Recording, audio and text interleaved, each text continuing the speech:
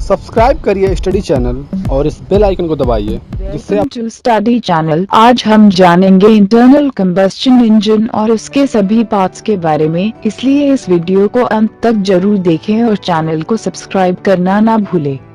साथ ही साथ bell icon को भी प्रेस कर दे जिससे आपको हमारे सभी नोटिफिकेशन सबसे पहले मिल सके। इंटरनल कंबस्शन इंजन में फ्यूल का कंबस्शन सिलेंडर के अंदर होता है। इंटरनल कंबस्शन इंजन में केमिकल एनर्जी पहले हीट एनर्जी में कन्वर्ट होती है और हीट एनर्जी मैकेनिकल एनर्जी में कन्वर्ट होती है, जिससे क्रैंक शाफ्ट रोटेट करती है। इंटरनल कंबस्शन इंजन में फ्यूल के रूप में पेट्रोल, डीजल, अल्कोहल व गैस यूज करते हैं।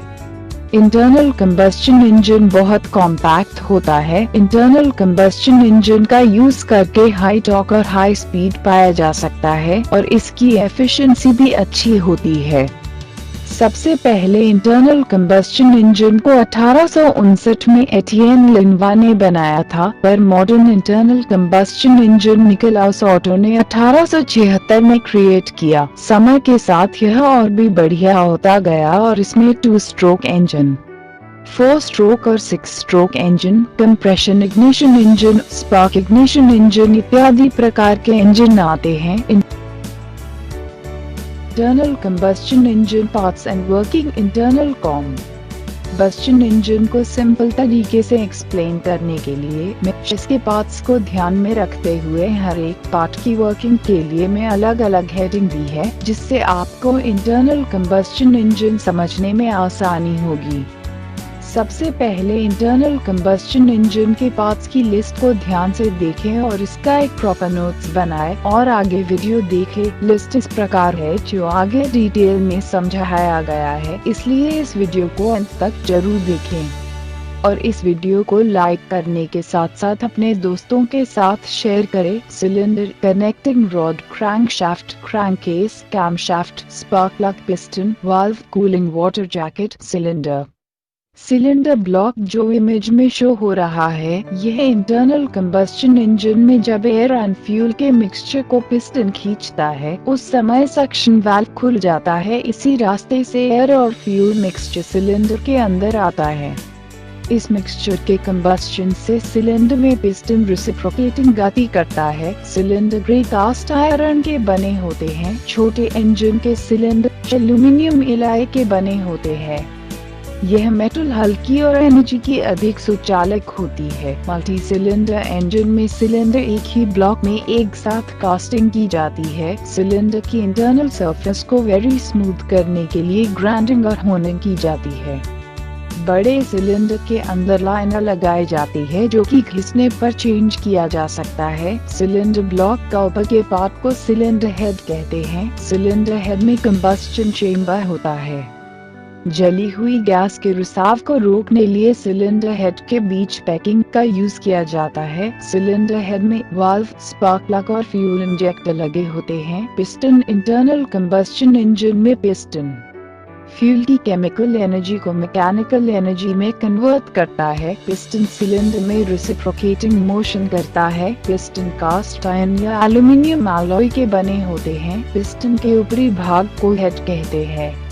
पिस्टन के परिधि के ऊपरी भाग पर रिंग ग्रूव्स कटे होते हैं, तो ग्रूव्स के बीच की दूरी को लैंड कहते हैं। लास्ट ग्रूव्स से नीचे के भाग को पिस्टन स्कर्ट कहते हैं। पिस्टन पिन को रोकने के लिए स्कर्ट की दोनों तरफ अंदर की ओर बॉस बने होते हैं।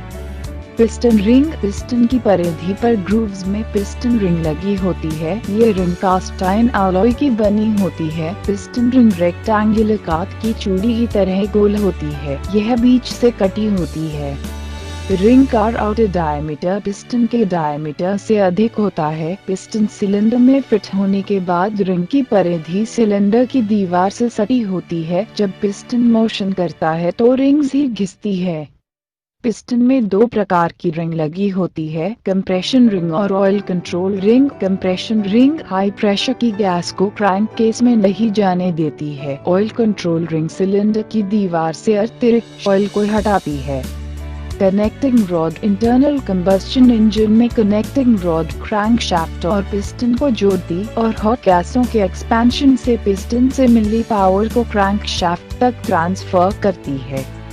कनेक्टिंग रॉड का छोटा सिरा गजन पिन से पिस्टन को जोड़ते हैं तथा कनेक्टिंग रॉड का बड़ा सिरा क्रैंक पिन से जुड़ा होता है। कनेक्शन रॉड का यूज पिस्टन की रेसिप्रोकेटिंग मोशन को सी क्रैंक शाफ्ट को ट्रांसमिट करता है, जिससे क्रैंक शाफ्ट रोटेट हो जाती है। यह निकल स्टील का बना होता है। Crank shaft internal combustion engine में क्रैंक शाफ्ट का यूज हम पिस्टन की रेसिप्रोकेटिंग गति को सीआरए एन के शाफ्ट की रोटेटरी गति में क्रैंक शाफ्ट तथा कनेक्टिंग रॉड के द्वारा चेंज किया जाता है। क्रैंक शाफ्ट के मुख्य भाग में पिन वेव बैलेंसिंग लोड तथा मेन बेयरिंग जोनल्स होते हैं तथा कनेक्टिंग रॉड का बड़ा हिस्सा क्रैंक शाफ्ट की क्रैंक पिन से जुड़ा होता है तथा क्रैंक पिन के सेंटर की दूरी को हम क्रैंक एरिया कहते हैं तथा क्रैंक केस में जो बेयरिंग रहती है जिनसे क्रैंक शाफ्ट सपोर्टेड रहती है, जो क्रैंक शाफ्ट टी के सिरे उन मेन बेयरिंग में घूमते हैं, उन्हें हम जोनल्स कहते हैं। जब बेयरिंग्स की संख्या अधिक होती है तो क्रैंक शाफ्ट अच्छी तरह से चलती है, जिससे वाइब्रेशन कम होता है तथा क्रैंक शाफ्ट के आगे वाले हिस्से में हैंडलवर के लिए बड़ा नट,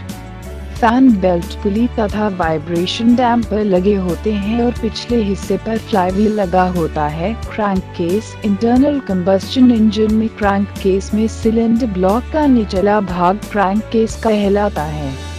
यह क्रैंक शाफ्ट तथा कैम शाफ्ट के लिए हाउसिंग का काम करता है। यह ग्रे कास्ट आयरन और एल्यूमिनियम का बना होता है। क्रैंक केस का निकला भाग सम्प कहलाता है। कैम शाफ्ट का कार्य वाल्व को ओपन एंड क्लोज करने के लिए किया जाता है। कैम शाफ्ट पर कई कैम लगे होते हैं। प्रत्येक सिलेंडर के लिए दो कैम लगे होते हैं, एक इनलेट वाल्व के लिए, दूसरा आउटलेट वाल्व के लिए और फ्यूल पंप को चलाने के लिए एक एक्सेंट्रिक एंड वितरक को चलाने के लिए गियर लगा होता है। Spark plug internal combustion engine में स्पार्क प्लग एक इम्पोर्टेंट पार्ट होता है, क्योंकि जब इंजन में फ्यूल और आर का मिक्सर कंबस्शन चेंबर में आता है तो वह मिक्सर कंप्रेस होता है, तब पिस्टन ऊपर आ जाता है। उसके बाद स्पार्क प्लग स्पार्क करता है तो पिस्टन नीचे चला जाता है। स्पार्क प्लग एक इलेक्ट्रिकल डिवाइस होती है जो करंट जनरेट करता है,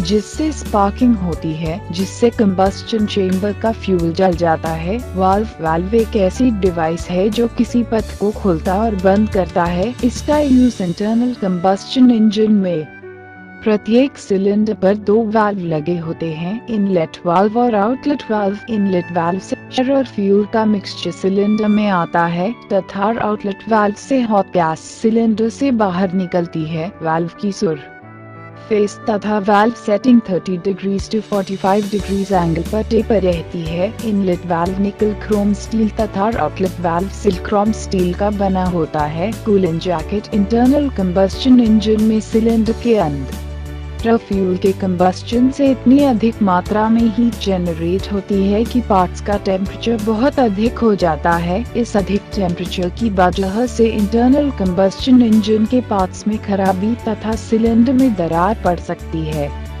सिलेंडर में कंबस्शन का टेम्परेचर 1600 डिग्री सेल्सियस से 2800 डिग्री सेल्सियस हो जाता है। इंजन की कूलिंग नहीं किया तो इंजन खराब हो जाएगा। यह सिलेंडर और ब्लॉक के बीच खाली भाग होता है जिसमें पानी भरा रहता है। आप इमेज में देखें जो इन दोनों के बीच में जगह है, इसे वाटर जैकेट कहते हैं। इसमें ठंडा पानी एक पंप की हेल्प से सिलेंडर के चारों लगी वाटर जैकेट में इनलेट से फ्लो किया जाता है, जो सिलेंडर को ठंडा करता है और यह पानी गर्म हो जाता है। फिर आउटलेट से पानी रेडिएटर में जाकर फिर से ठंडा होता है और यही प्रोसेस चलती रहती है। और आप टिप्स पाने के लिए स्टडी चैनल को जरूर सब्सक्राइब करें और बेल आइकॉन को प्रेस करें, जिससे आपको हमारे सारे नोटिफिकेशन सबसे पहले मिल सके।